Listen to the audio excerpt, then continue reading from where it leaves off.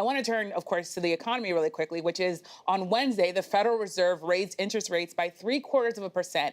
This was the central bank's biggest rate hike since 1994. This was an aggressive step to try to control the rapid rise in inflation. Eva, I want to come to you because on one hand, you have this conservative judge saying President Trump is a clear and present danger to our democracy, but also there are people that are hurting financially who are not watching sometimes these hearings. What's your reporting tell you about sort of the tension there and the economic challenges? Well, not only are many on the right not watching, they are enraged by these hearings. They are enraged by the suggestion that the former president that they hold so dear, the suggestion that he is engaged in this thuggish behavior as outlined by the committee. So that is something that Democrats have to contend with. Yes, they are trying to do this for the historical record.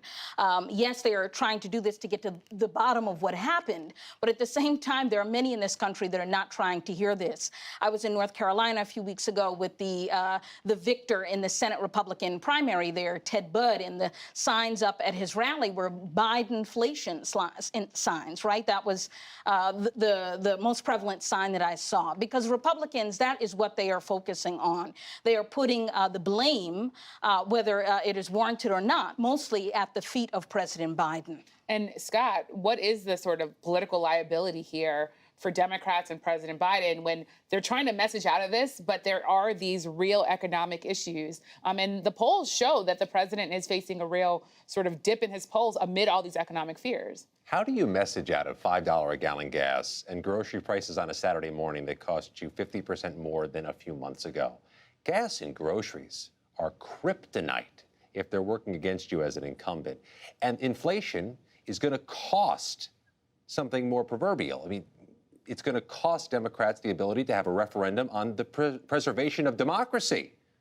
It's going to cost Democrats the opportunity potentially to have a referendum on Roe versus Wade in the wake of a Supreme Court ruling, because it's intransigent. If you have voters who are frustrated, angry, or scared by gas and grocery prices, it's hard to have other conversations. I don't know how you can message out of that. And what I've seen is that there's real frustration with President Biden because he has long fashioned himself as sort of someone that can connect with the everyman, right?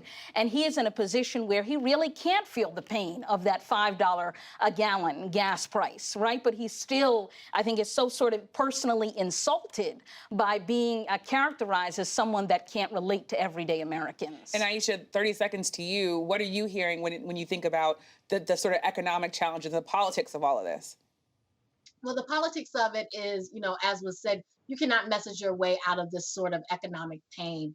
And even though the president may not be responsible for inflation, he will bear the brunt of the anger and the frustration about it. He is responsible for it now. Unfortunately, there are not many tools that he can use to try to fix the situation. And there's a lot of suffering ahead for people with these higher prices.